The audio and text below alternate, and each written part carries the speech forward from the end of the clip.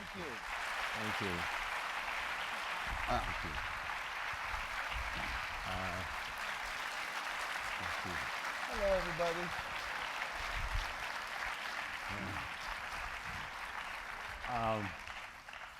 Thank you very much for that welcome. I have to tell you that the two of us sat down in a television studio earlier today, and it's a challenge not to repeat all the things that we did, and it was a very, very interesting and a conversation that I enjoyed, and you can see it this evening on my public television program at, I think, 11:30 tonight.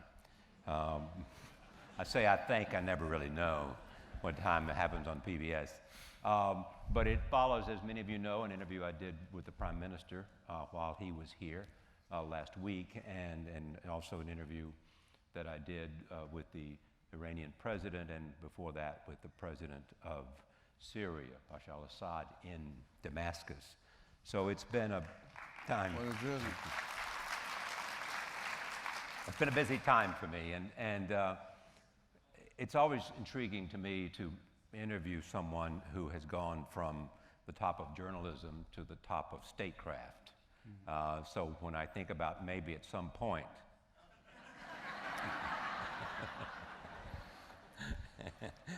and then quickly, somebody comes and says to me, no.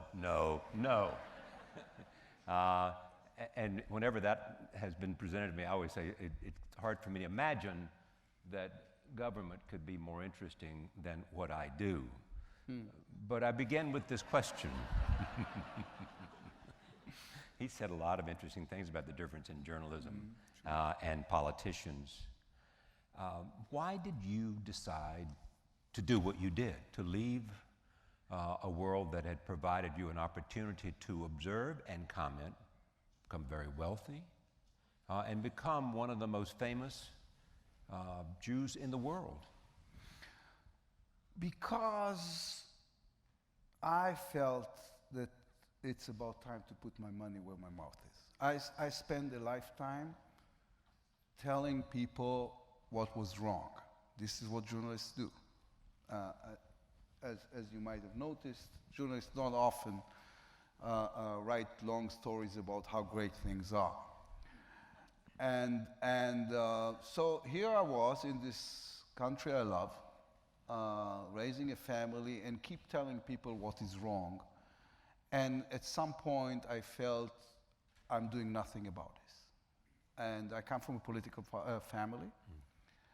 There was a certain amount of legacy there. When my father was on his dying bed, my father has a flair for the dramatics, even when he was okay, not let alone when he was on his dying bed, which he kept on mentioning to us. Known to many as Tommy Lapid. Yes, we told him at some point, it's not our fault, right? So he said to me one very long night, he said, I'm leaving you with a family and a country. Because the country is a very personal matter, was a personal matter to him, and it's a very personal matter to me. And I couldn't stand it anymore. I couldn't stand anymore this concept of me being a journalist is being on the sidelines in a way. So, or at least this is the way I felt about it. So I had to move into the field and try to change all the things I felt were wrong with the country. And it is, I'm telling you, if you're considering it. No, I'm not. Don't even go there. I know. Let's argue this for a second, Charlie. Listen. My country has enough politicians. Well, every country has enough politicians. The thing is, listen, I told Charlie, I don't want to repeat jokes, but I told Charlie on the show, I said, listen, I'm making a quarter of what I used to make, and I'm working twice as hard, but at least everybody hates me. But then again, there's something fully feeling and inspiring in this idea that you say, okay, I'm not saying that there's a state, and state is this vague concept. It is physical to me. It is feasible to me. It is the materials I'm working with. And this is in ways unbelievable as a way of living. So I know it's people are now all over the world so cynical about politics. Politics, when it's not cynical, it's a creation. It can be a creation. Well, certainly serving the state it can be a noble goal, you know, in a sense, if you believe in country, believe in patriotism, and believe, you know, in citizens' involvement in the future of a country. Yeah. True. So the question is, once you decide that, for all the reasons you've suggested, and it was in your blood from your father, why did you have to go form your own party? Weren't there enough parties in Israel? Well, yeah. The concept was even more problematic because one of the basic principles of Yesh Atid, of my party, is that we have too many parties. So I created another party in order to make sure that there will be less parties. We are now fighting for raising the threshold to the Knesset. The thing is, listen, if I felt there was a party or politicians that are fully filling what I think is right for the country, then I wouldn't get into politics.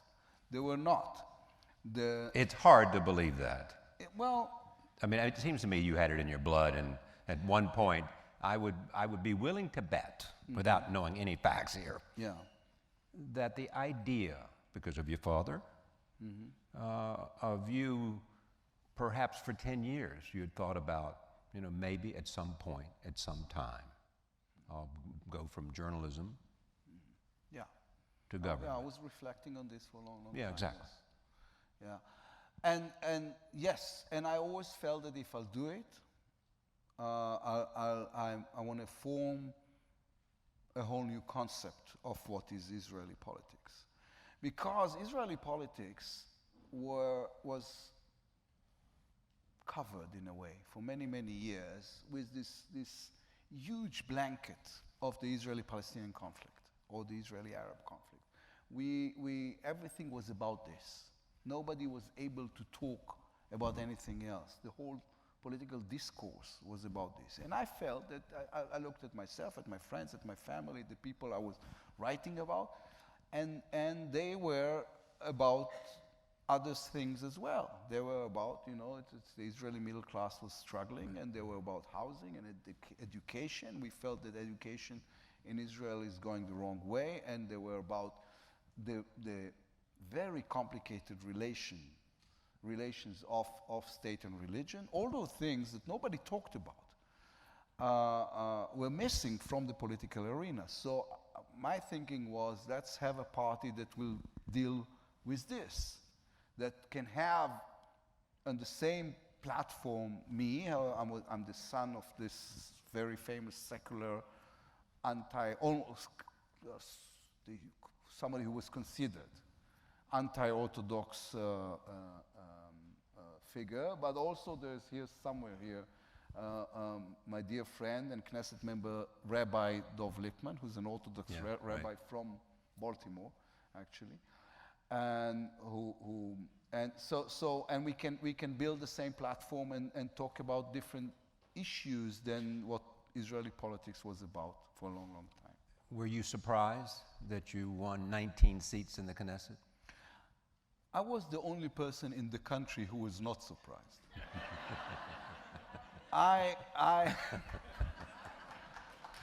But listen,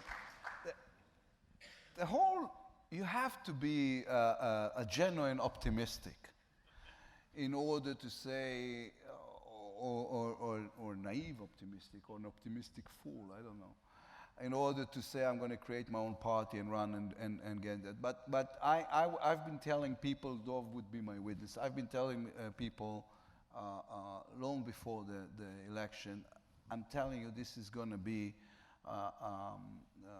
the surprise of the next election, because the Israeli middle class, because Israel's lost generation is going to demand to have his own voice. Yeah. Do you believe you did as well as you did, and didn't surprise you, but surprised a lot of people, because on the one hand of your celebrity, the fact that you were well known, said a better way, the recognition factor, or because somehow you rode on a crest of unease in terms of the middle class about the state of the Israeli economy and its future, more so than issues having to do with Palestinians, having to do with Middle East politics, having to do with foreign policy?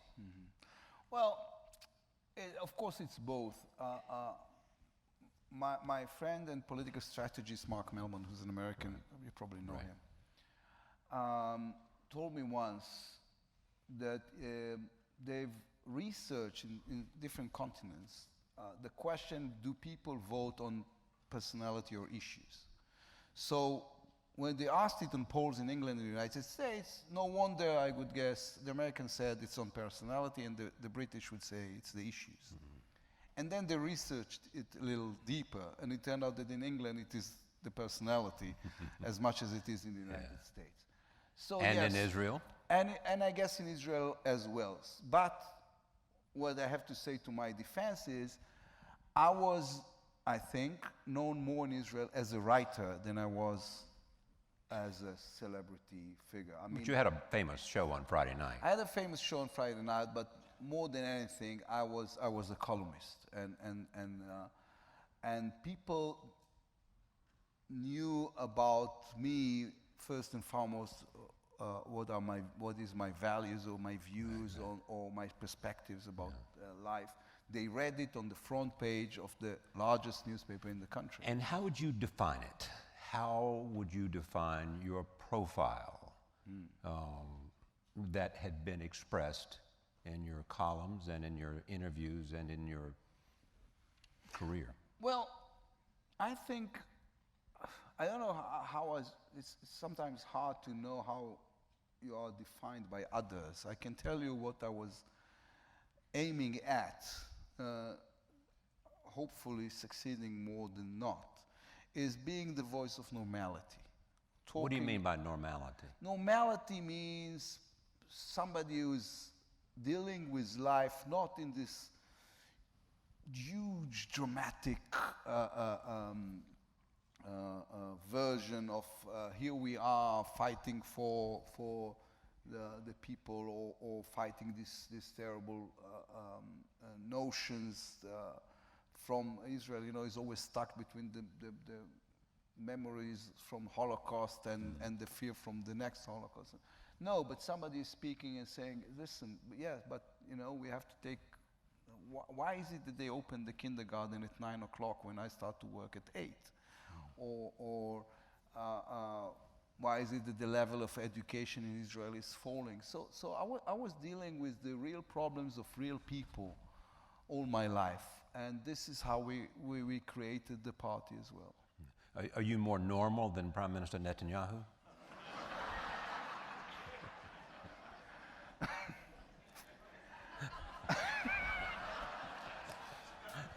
Wow. No. He's pretty normal. Yeah. Pretty. Yeah. And besides, listen, even for me, I mean, how normal can you claim to be sitting on stage with Charlie Rose?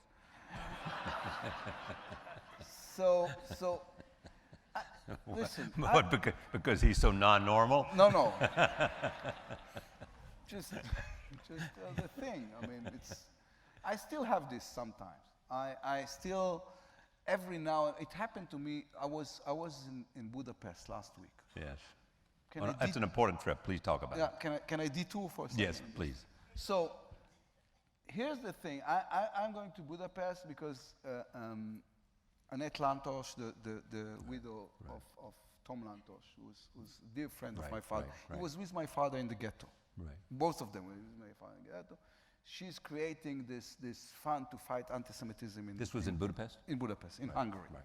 So the opening was in the Hungarian parliament. So I'm going there, and I was asked to be the keynote speaker, and so I'm standing in the Hungarian parliament. It's a beautiful, beautiful Baroque building. And that I remember from my father telling me about the fact that there used to be a big sign on this beautiful building saying there is no entry for dogs and Jews. And I'm there on stage talking about this to ministers, Hungarian prime minister, and people who are wearing Hungarian uniforms, the army uniform, the same uniforms of the people who are marching Jews to death, are saluting me when I'm entering. The whole thing was surreal. So I didn't get used to it yet. Every now and then I look around me and I say, I'm in the Hungarian parliament and I'm speaking and I better concentrate instead of thinking about it. Or I'm telling myself, I'm on stage and being interviewed by people I only saw on television up until recently. So I didn't get used to it yet. And I think it's a good thing because it lets me focus about what is important instead of focusing about, my own statue. I'm not sure I answered your question. No, but it's an important point. I also know about that visit. So what did you discover about anti-Semitism today? That it exists. Listen, in Hungary, UBIC, which is the anti-Semite party, anti-Semite to the extent that they have tried to push a bill saying that we want a countdown of how many Jews are there in Hungary. This is 2013, right?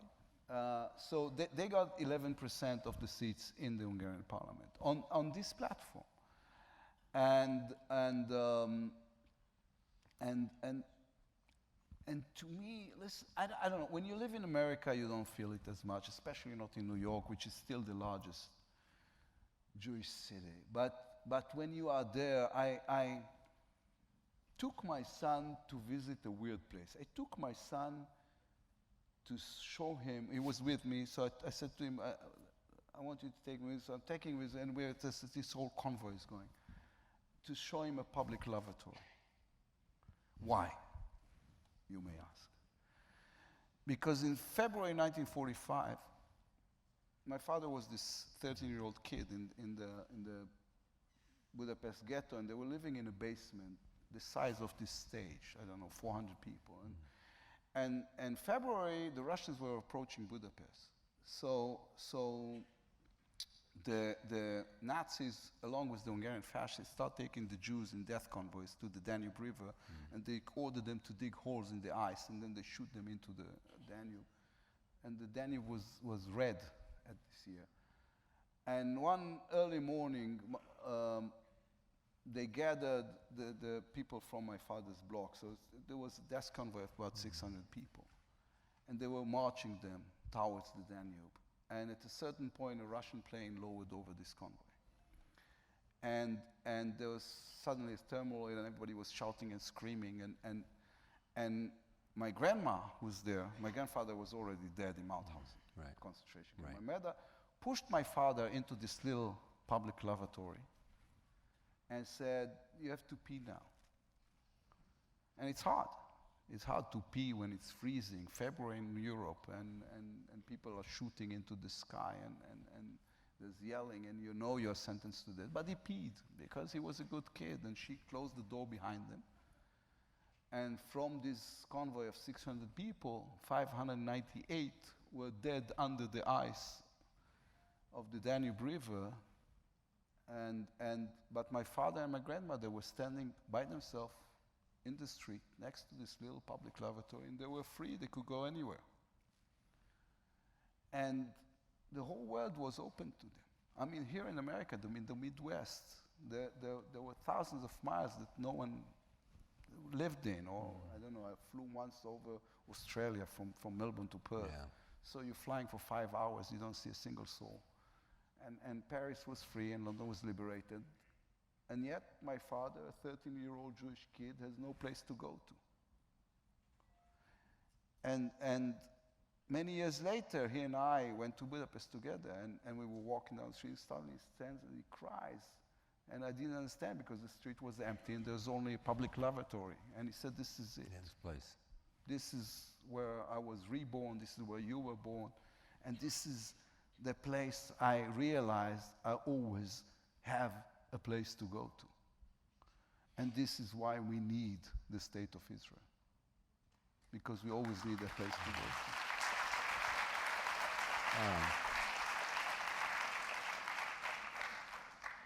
Remind me of what you said at the end of your television program. Would you say, why are you an Israeli, or why do you come to Israel? I used to ask people, what is Israeli for you? And it was an okay question at the time, and people had several answers. Usually they say falafel. And then,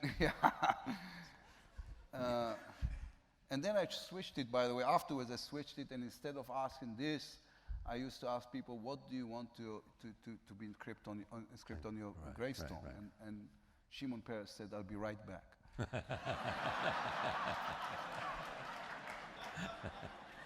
Which turned out to be true. And then somebody asked you. Yeah, and then when my father was appointed Minister of Justice, he came to the show. Yeah. I mean, everybody wanted, he was at the time a surprise, and everybody wanted to interview him, and somehow I succeeded. And Yes, I'm sure. there was an intervention of my mom. So he came on the show, and we didn't plan anything. We said, we're just going to freestyle this. And I asked him, like I did, I said, what is Israeli for you? And he said, you. You. And it stayed. And it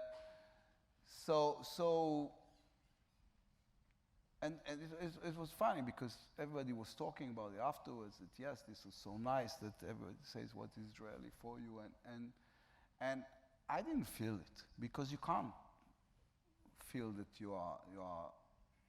I knew I'm symbolizing something for him, but I think it was only for him. But it kind of stuck, and I'm happy it did. Yeah. And then you later wrote an autobiography of him, or biography, not an autobiography, biography. I want to turn to policy issues. This is a May 19, 2013 interview you did with the New York Times, Jody Ruderin. And you said that, one, Israel should not change its policy on Israeli settlements in the West Bank in order to revive the stalemated peace process. Two, Jerusalem should not serve as the capital of a future Palestinian state. Three, you would not stop the so-called natural expansion of settlements in the West Bank, nor curtail the financial incentives offered Israelis to move there. Four, the large swaths of land known as East Jerusalem that Israel captured from Jordan in the 1967 war and later annexed must stay Israeli because we didn't come here for nothing. My question: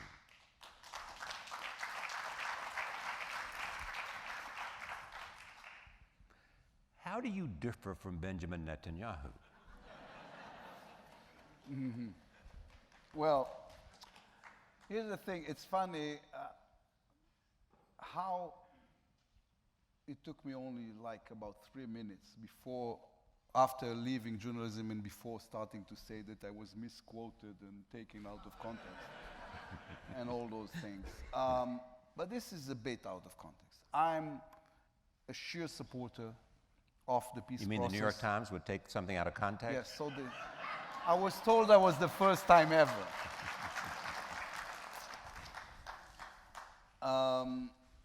So I'm a devoted supporter of the peace process. I've been very loud about the fact that I think, and not only think, and push forward for the two-state solution.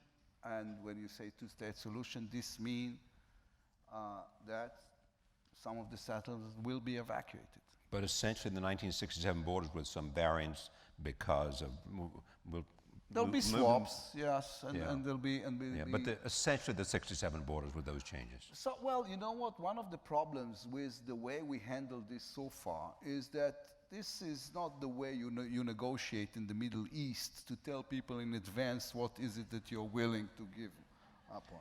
On the other hand, almost everybody understands in the end, if there is an agreement between Palestinians and Israel, what it will look like. There's not much difference as to where you have to go. The problem is getting there. I agree. What people tend to miss is the fact that the conflict is not and never was only about territories or security arrangements or Jerusalem or the right of return or all those. These are ingredients. But basically, it is about something else. It is about hatred and fear and bad memories and mistrust. And as long as we have these, it will be very hard. And we have, this is why it's a good thing that State Secretary Kerry have said, okay, we're going to take 9 months in order to go with the negotiation, because in 9 months you can have few small successes that will build some confidence. This you can have. I mean, it's not prerequisite. Trust is never a prerequisite. It's something you have to gain. So you have to be blunt about the things that are important to you. For me, it is the fact that Jerusalem will never be divided. Jerusalem is the capital of Israel, and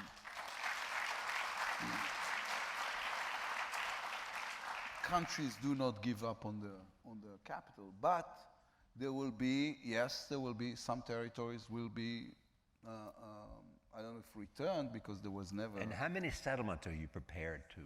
Well, again, this is not a good idea to say in advance what are you will. This is negotiation. This is Middle Eastern negotiation. You know what? There was an American. Bear with me for a second. There was an American ambassador to the UN. I think his name was Harrison. This is 50s or early 60s, who said once, "Why can't the Jews and the Muslims behave like good Christians?" And the answer is because we live in the Middle East.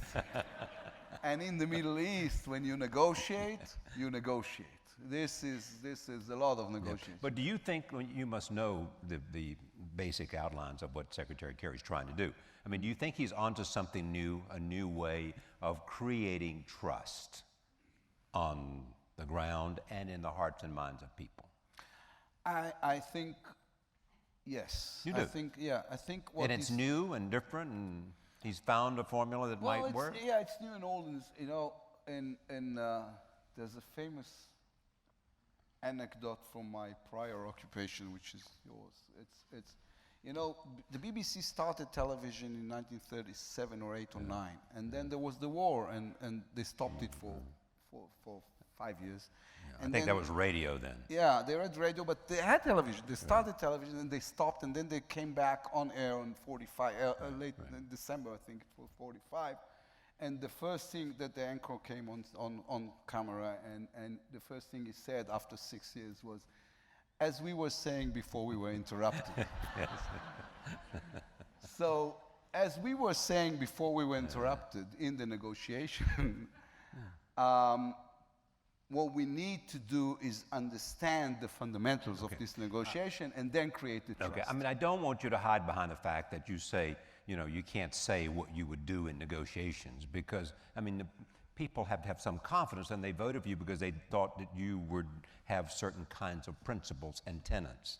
And so the question is, I mean, you've said you're in favor of a two-state solution, yes? Yes. You've said, in fact, that you do not favor Jerusalem as a capital for both Palestinians and Israelis. True. You have said you would change, you'd be prepared to withdraw from the West Bank.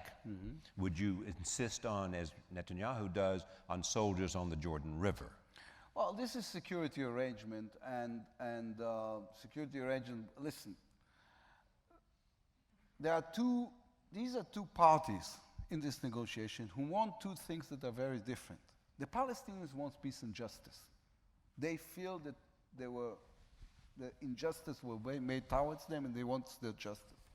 I don't feel the same way, but I can understand what they say.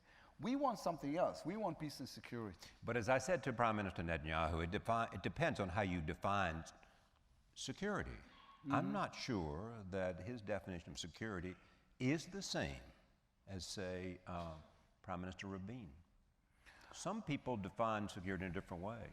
Well, I think security, more than anything, is circumstantial. I mean, There were times that the Israeli we were talking about Egypt. The fear of Egyptian army with tanks was the major threat on Israel for many, many years. It is not anymore. The fear of the Syrian army was there for a long, long time. Now it's more complicated than that. Things are constantly changing. So, and people have to understand whatever, there's going to be a security arrangement, and then they're going to change in the course of time. This is not, it's not going to be stable. But basically, what we want is to make sure nobody's killing us, because we don't even have to have a good memory. 2005, disengagement, we are withdrawing from the territories, and the Palestinians, instead of building schools and hospitals, are building training camps for the Islamic Jihad and showering Israel with missiles. Is there anything about the occupation that you think does something to the soul of Israel? Of course. And what is it? Well, you don't, listen, I'm not looking for a happy marriage with the Palestinians. I'm looking for a divorce. The concept of... I don't think they're looking for marriage either. Yes. The concept of ruling now it's about 3 million Palestinians, is problematic to the Jewish identity of Israel. And I want to live in a Jewish state. I referred to my father earlier. He didn't come from the Budapest ghetto to Israel. Instead, Tom Lantos, who was, Israel couldn't have had a better friend. The But California congressman. He went to California. Right. My father went to Israel because he wanted to live in a Jewish state. Because this is the conclusion he withdrew from this little public laboratory. Would your father have required that the Palestinians recognize Israel in some official way as a Jewish state? No. And that's a difference between your father and you and Prime Minister Netanyahu. Yes, and it's common knowledge that we differ on this. I don't need recognition for Israel from President Abbas or for any Palestinian, for anyone outside the Israelis, for that matter. We recognize, this is the whole concept of the state of Israel. We recognized Israel as the Jewish state, and we don't need authorization from anyone else on earth.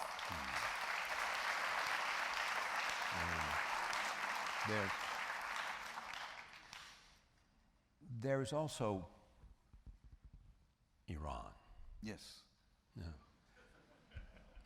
The Prime Minister was here. Yeah. The President was here. Prime Minister Netanyahu, in his speech before the United Nations, said that Ahmadinejad was a wolf in wolf's clothing. And In sheep's clothing, no? No, that's right. No, Ahmadinejad was a wolf in wolf's clothing. Wolf, yeah, and Rouhani is... And Rouhani was a wolf in sheep's clothing. Yes. What do you think that Iran has changed with his election? And do you think that they can do things to satisfy you and the Prime Minister and the Israeli people? You know, that they are not building a nuclear weapon, and they're prepared to, as the Prime Minister says, dismantle and destroy. Well, listen, me and on this, and I think Prime Minister Netanyahu as well, everybody's willing to give diplomacy a chance, but a chance for what? The problem we have with Iran is not Iran being Iran. It's not Ahmadinejad or Rouhani. The only problem we have with them is that they're building nuclear weapons. Well, we have another problem with them, that they're financing the Hamas and Hezbollah. They're building the argument would be they're building the capacity. Building the capacity, I think they're doing more than that. And I think deceit and fraud was always part of the strategic tools in building this. And you know what? I think we have complicated this a little, so let's simplify. We need from the Iranians two very simple things. if they're not building a nuclear weapon, if they want to have to use nuclear energy for peaceful purposes, then only two things: give up the centrifuges, because let me tell you, 58% of the countries who have nuclear reactors do not have centrifuges. Canada don't have it. Mexico do not have it. The only countries that have centrifuges are the countries that are producing nuclear weapons. Give up the centrifuges. B, give up the plutonium reactor, because nobody's using plutonium reactors for peaceful purposes. That's at one particular site. Say again? That's what they're dealing those. Yes. That's at one particular site where they're not using. And no, but we have 18,000 centrifuges rolling right now. Right. So dismantle those, dismantle the plutonium reactor. I'm good. Then, but only then, we can lift the sanctions. Secretary Kerry said, and he was right, a bad deal is worse than no deal at all. Right. So anything that is partial, anything that is gradual, is bad. This is a very simple thing. If they really mean it when they say, if Hassan Rouhani really means when he say, we only want nuclear power for peaceful sources, which is, you have to admit, it's a bit weird, because they have enough energy for 300 years. They have oil and natural gas. They don't really need it. They're not Japan. But if they really need, if they want it for any reason, it's okay. In other words, as long as they will produce nuclear capacity for peaceful uses, you're okay with that? Yeah, the whole world is okay with that. There are many countries in the world, but those countries has no centrifuges, and they don't have plutonium reactors. Are you confident? And they don't enrich. They don't enrich uranium. You can buy the uranium you need. When you look at the United States and what's happened with respect to Syria, with respect to their negotiations between the foreign minister of Iran and the Secretary of State of the United States, are you assured that the United States, if it believed that Iran had crossed a red line, would take military action? Are you confident of that? Is your confidence in America? Well, I have a lot of confidence in America. This is the best ally Israel can wish for, but I'm confident in nothing. It's an ever-changing world, and unfortunately, time and time again, it was proven that Israel should be the one in charge of its own security. So if it has a different red line than the United States, and Iran crosses that red line, then the United States is not prepared to act, then Israel has to act. Listen, I don't see the differences as deep as they are described in media. I think here the American administration understands fully the danger of nuclear Iran. I think the president, 2 years ago, I was at the AIPAC convention when the president gave a speech there saying we will not tolerate a nuclear Iran. I was 3 rows away from him. And we've heard this again and again. And you know, when you are a superpower, and America is a superpower, you be more careful about what you say, but then again, I think the world understands that you will fully feel it or if necessary. So I think I do believe in America's seriousness on this. But the question is, do you believe that the United States, if the red line had not been passed, and Israel had a different, because there seems to be some difference in terms of how far along the United States and Israel think they are. I mean, it may be a difference in 3 months, from 9 months to a year. I think the president said a year. I think Prime Minister Netanyahu says about 9 months. If it crosses the red line that the Prime Minister of Israel believes has crossed, but yet the United States doesn't believe it's crossed that red line and is not prepared to act, should Israel act? Well, even though we have some sort of a language barrier between us, between you and I, the reason I didn't answer you is not because I didn't understand.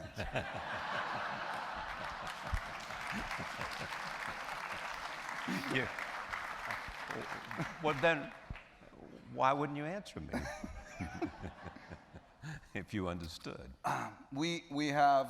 I mean, you're not saying. We have an intimate relationship with the United States on these issues, and we talk constantly about what should we or shouldn't we do, or under what circumstances. Okay, can I say this? There's nothing that you have seen the United States do in terms of whether Syria or Iran that's in any way caused you concern about the reliance on the United States. That's the same question I asked Prime Minister Netanyahu. That's the same question I asked recently to Ehud Barak. Mm-hmm. Well, I think what happened, what happened in Syria, and right now it looks like a successful move. Yeah, John Kerry said yesterday they seem to have abided by what they promised to do. Yes, I think by November 1st, they're going to visit all sites, almost all sites. So, but what really happened in Syria? What happened in Syria was that diplomacy took place only after it was very obvious that there is a credible military threat. I mean, diplomacy, it's the classic, of being the ability to talk softly when you're holding a big stick. And this was a tomahawk size stick. If this is the model, saying, okay, first of all, we're going to show you a valid threat, and then we can talk, I can live with that. I think it's a good concept. Let me move back to the economy before we take questions from the audience. Someone in Israel, a friend of mine who's very successful in business, said to me, "The finance minister bothers me. I don't know if he's sufficiently pro-business. I think he says some things and does some things and is in favor of some things that cause us in the business community some concern." You think there are things that you have said and done that should have caused the business community some concern? Not really. I'm pro-business. I think there's a worldwide... Should business be taxed more, for example? Yeah, well,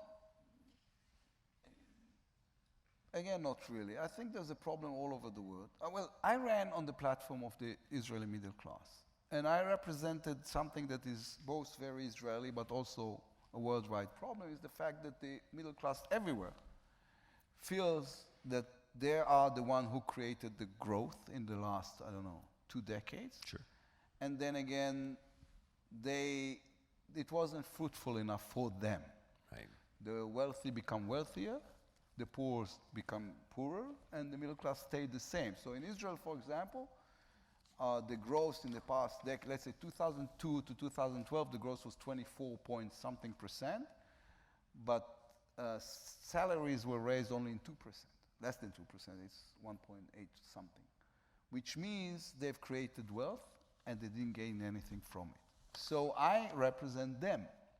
They are my constituency, and more than that, I do believe that in order for an economy to be functional, you should push the middle class more than anyone, help the middle class more than any other sector. The trickle-down economy, the Reagan trickle-down economy, in which you're saying, let's put the money into the wealthiest people, and then it will trickle down to... You don't like that idea? I don't think it works. I think we have a problem with this Chicago school... yeah, but there is also an argument, in which I actually talk about on the same program you're on tonight, in which the idea is that tax reductions may be appropriate as an incentive to business and to create more things, as long as there are deductions, as a reduction, all the deductions, as they eliminate certain deductions. It becomes hard at that time because you're talking about mortgage deductions and things like that, which people are not necessarily anxious to be in favor of. So they tell me. Yes. Yeah. But here, let me ask you this about you, because I want to get this audience involved. What positions have you taken that you think are politically risky, that you think on principle may lose you support and votes, but you do it because you believe in it? Well, can a politician do something riskier than raising taxes? Okay, I so don't that's think it. so. Okay, that's my point. Yeah. You know, the idea of Listen. raising taxes is the issue that you think is politically risky for you. Listen, I'll tell you something that might be interesting to you because you interview so many politicians. I think the riskiest thing a politician can do these days is look for compromise and dialogue and talk to other politicians who disagree with and trying to find some sort of a middle of the road solutions to problems. I mean, I understand it can never happen here in the United States that two parties fight about something and That's right, you're right. Yeah, don't very get good. into. We have a high level of bipartisanship Yes, here. I know. So they say. So the thing is, there is, in the word of purists, Yeah. it became risky to try to communicate with the other side. I'm doing this constantly, all the time. I'm trying to reaching out to other parties, other politicians, and try to figure out ways to work together. Tell me this, what's wrong with the Labor Party? Well, we don't have enough time for this. I can I'm do serious. this for hours and hours. I'm serious. I mean, if you look at the history of the Labor Party in Israel, Yeah. where is it today? Well, I think, this talking about purists. I think it went, Be careful, your friend Shimon Peres. yes. Well, he's not Labour Party anymore. He's president. He's president. He's above parties. Okay, but really, what happened? Well, it just went to became an extreme left, economically, social economics views. It's a party today. You mean it that- wanted to tax the people too much? They want to tax people too much. They have become this pure socialist party, in a world that realized years and years ago that socialism doesn't work anywhere. So they are there, and it's a shame. Labour Party has founded the state of Israel. Ben-Gurion? Ben-Gurion, and Labour Party has many credit points in what happened in Israel afterwards, and I admired Yitzhak Rabin, and I wish they will come back to their senses. I think they belong in government. I thought so from the very first moment. They didn't want to get into to government. So, but I hope they will come back to the sense. Well, I don't want them to come back to the sense too much because then I lose voters. But let's talk about in terms of drafting. Am I saying this right? Haredim?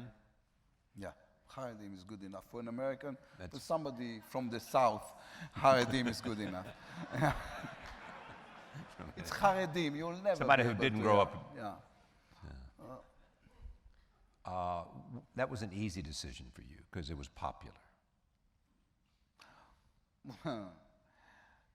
Well, no, it wasn't, because I knew we are leading on this social revolution. It is in Israel. It is no less than social revolution, and social revolutions are always hard.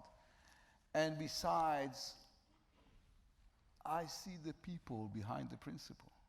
We approached a whole group of people that were told they are protected from all the things that other Israelis are involved with. And we said, okay, game over. You have to go to the army, and then you have to somehow get into the labor force. Was that a popular position? It was, listen, it was a popular position to the people who voted for us, because we went to election on these bases as well.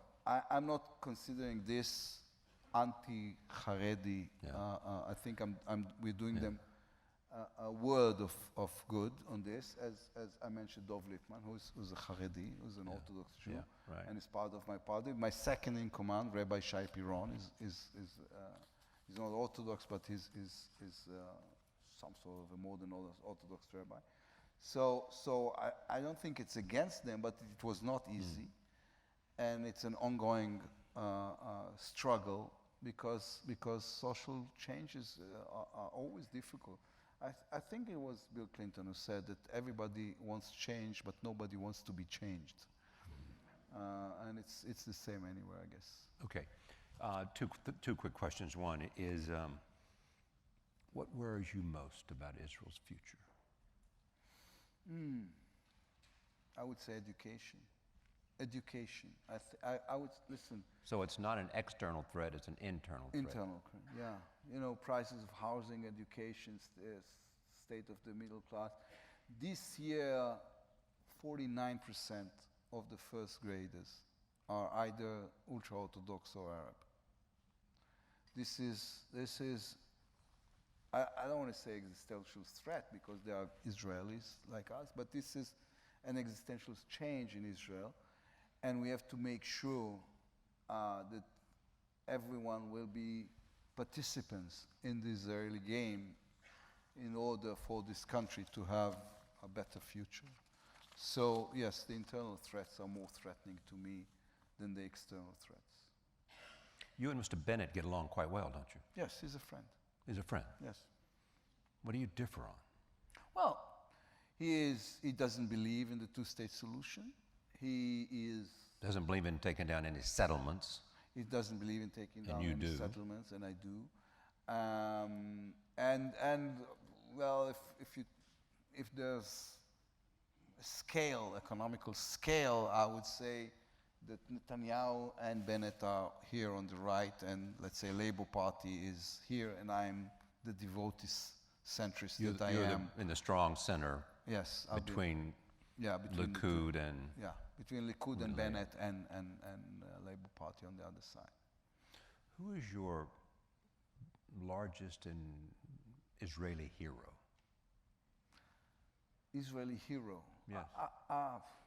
I would say Yitzhak Rabin. I mean, of course, Ben Gurion was the greatest leader we ever had. Yeah, but you would say Yitzhak Rabin. Yeah, in my Why? generation, it would be Yitzhak Rabin. Because the combination of the man who won the 6 Days War on one hand, representing in flash everything that was heroic about this young nation or country, and on the other hand, the hero of peace.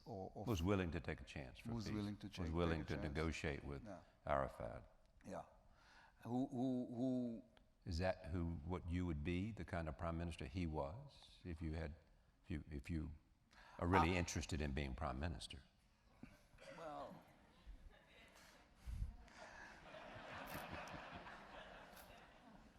I'm in no hurry. I would say I want to. It's just that maybe we'll let you know when he's tired. And Well, I think this government, unlike what a lot of people think, can fully fill its days. Is what? It can do the whole term. Oh yeah, you think so? Yeah. Yeah. Well, I don't have experience in other governments, but I'm sitting next to a table, and there's good energy and willingness to work together, and people seem to me like they want to stay there and do things. And the veterans around this table have been telling me, people like Silvan Shalom and others that have been there for a long time. Telling you what? Telling me that this is a very functional government comparing to the ones before. So, but to answer your question, I didn't came into politics in order to make things stay the way they are. But they were. I came in order to create a change, and I see no other reason to do this. And yes, in some of the things, including the peace process, we need a dramatic change. And it doesn't matter whether I do it as ministers, prime ministers, whatever, as long as I remember why I'm there and keep my eyes on the ball. Senator McCain visited me in Jerusalem. Right. So I asked him, I said, Senator, what advice would you give your young self? And he thought about it for a second, and he said, you know what? The only things I'm sorry about is when somebody said to me, you know what, we have to compromise on this and that in order to see the big picture. And he said, these are the only things I regret. In which I said to myself, okay, I'll go for the willing and dealing instead of creating something large. Yeah, I'm in politics to change things. Okay. Otherwise, why do it? Good question. Yeah. All right, so we'll have the house lights up. We'll ask some questions here. Take questions. Rather than doing cards, I'm going to do it in a different way. So I'll be able to raise your hand. Yes, sir. Mr. Minister, you... Can't hear you, so... Stand up. Yeah. I'm going to make an assumption about one of your positions, and then I want to ask you a question. Okay. The assumption is that you are against the right of return to Israel of all the Palestinians that may be in Lebanon, and that for any return that you would have them prefer to go to the state of Palestine, but not Israel. And one reason for that is that it would change the character of the state of Israel to have a large influx of Palestinians or non-Jews. Now, my question is, in view of that principle, why would you want to include 250,000 or so Arabs in East Jerusalem into the state of Israel? Or put another way, why not divide East Jerusalem into two areas where most of the Palestinians would be in the state of Palestine, let them have that part of East Jerusalem, and then keep the rest so that the character of Israel is preserved. Okay. I got you. Why don't you essentially repeat the question, which was essentially ask you why not you prepared to divide the city of Jerusalem and keep the character? Well, the gentleman started with saying that it's including 250,000 Arabs inside Israel. First of all, there's 1.5 million Arabs living in Israel as it is. It's not like a new thing. There is a big... Yeah, no, I'm just saying there is a big Arab minority, with all, of course, with equal rights in Israel.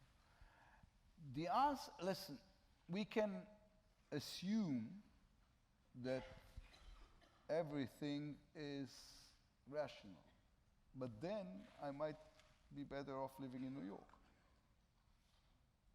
Israel was created at the beginning as the safe haven for Jews in the world. I don't think it's a safe haven. New York is a safer place to be a Jew. I'm living in Israel because I want to live in a country which is not only a place but also an idea. And Jerusalem is the essence of this idea. And yes, there are technical reasons, or more than technical. There are reasons, rational reasons, to say, okay, I'm giving up on Eastern Jerusalem, but countries cannot survive without ethos. And the ethos of Israel is in Eastern Jerusalem. This is King David's city. This is, our right of return is also accountable. And we have returned to Jerusalem. I like Tel Aviv where I live, but we didn't come back. We didn't come back after 2,000 years for Tel Aviv. We came back for Jerusalem.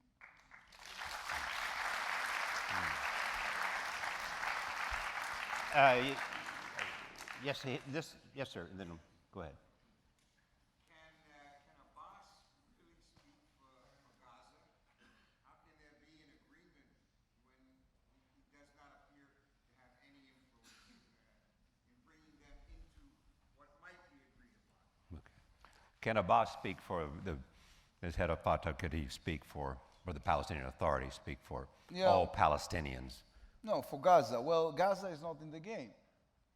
There is no negotiation with Hamas. Hamas is not an authority, it's a terror organization and should be treated as such. So Gaza is not even in the negotiation. The negotiation is with the Palestinian Authority, and we're talking about the West Bank.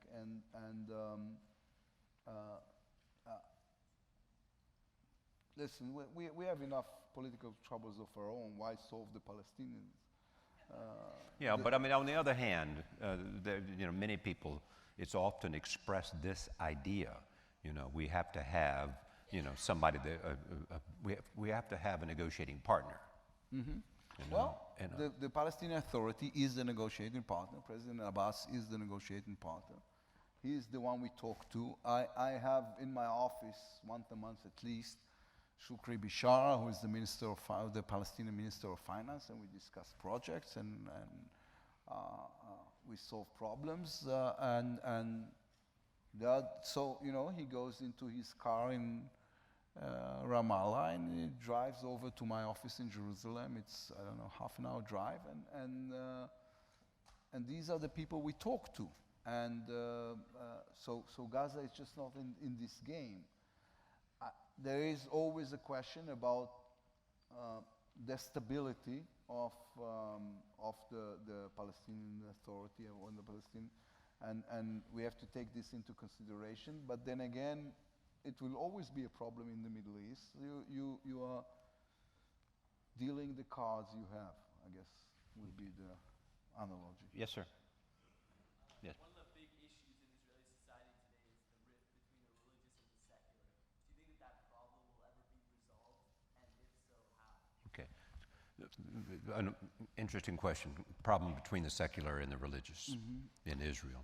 Yeah, well, I think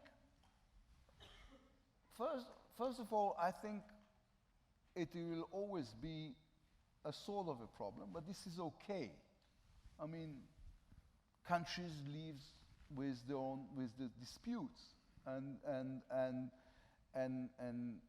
a country like Israel, more than most, will be always in a constant process of defining itself, of search for identity. And part of this search is the clash or the tension between religious and secular. So this is okay. What is not okay to me, and we are solving it now, is that religion will invade politics, and people will make religious gains through politics. So we are doing our best now in order to make sure that Judaism as a concept, as a philosophy, as a journey, as a civilization, will be set apart from politics. Once we will succeed in this, and I think we will be able to some extent to succeed in this, it will be, we can be more comfortable about the fact that there's always tension between secular and religious people, whether they're Christian, Muslim, or Jewish. Yes? Mr. Minister, in terms of extending compulsory military service to the Orthodox, ultra-Orthodox Jews, what's the process by which that would be accomplished? Is it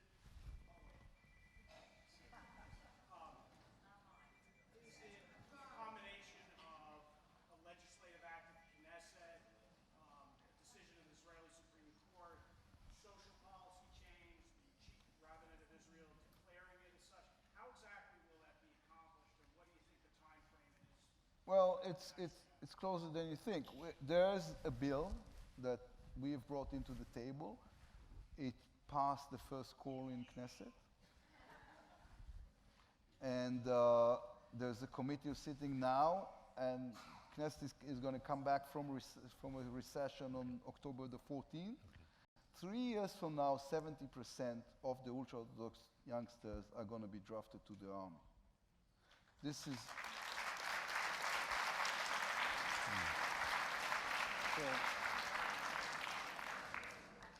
I don't know what the buzz is.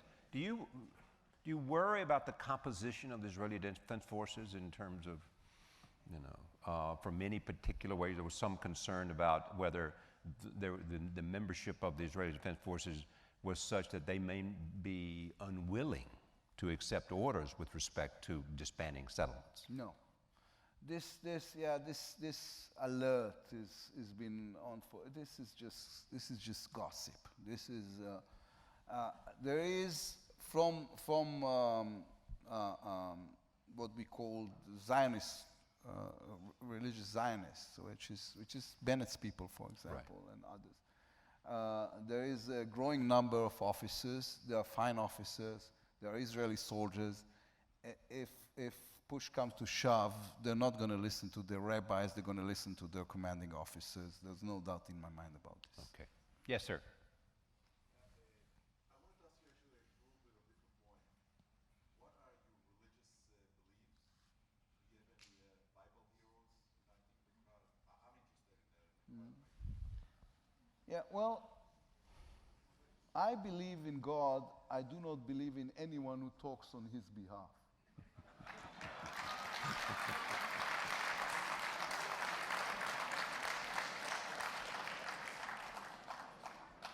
His or hers.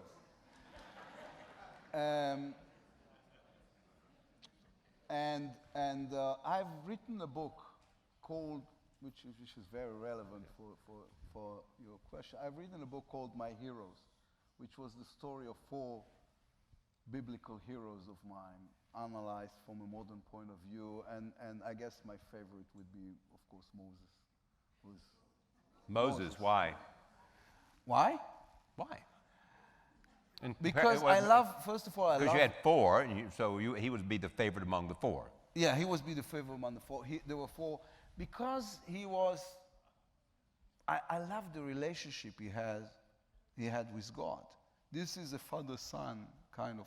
If you remember your Bible, then you know when Moses is being separated from this world, he's being kissed by the God. God is kissing him. This is what the book says. And he was this tormented man who was chosen to lead and create a nation and then lead this nation through a desert that is half metaphor, half real. So he's a fascinating. Why is it that the Bible is so strong to us today? Because his heroes are incomplete, and they're not. I mean, they're heroes, but they're also anti-heroes, and they have all those faults, and they're sometimes misguided and tormented. So I read the Bible a lot, and I like Moses. I talk to him quite a bit. All right, yes, sir, right there. Yes, you. Please.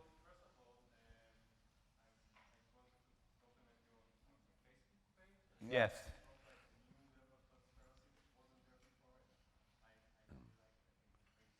So what is it he does with his Facebook page that you compliment him on?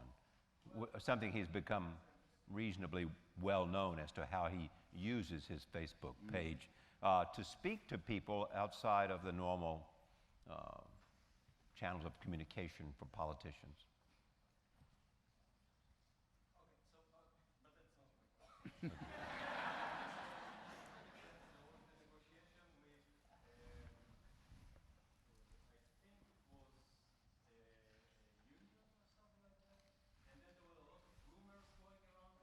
About what?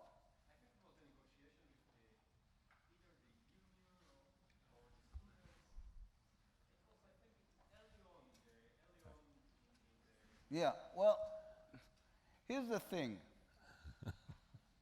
I was on my Facebook quite a bit before going into politics, and then I decided it's a great tool. But the only thing I didn't realize is the time I'm going to be on my Facebook is between midnight and 3 o'clock in the morning, because this is the only time I have that was left for me. And sometimes you get into a Facebook fight that you shouldn't. And I had a few of those, and then we've concluded that when my press secretary, my press officer threatened to commit suicide, and so I stopped.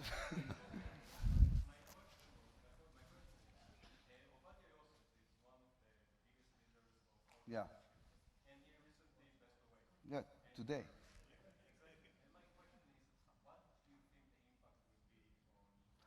That's a very interesting question. I have no idea. I mean, I Explain the question. well, Rabbi Ovadia Yosef was this legendary founder of Shas party, of the ultra-Orthodox party, and he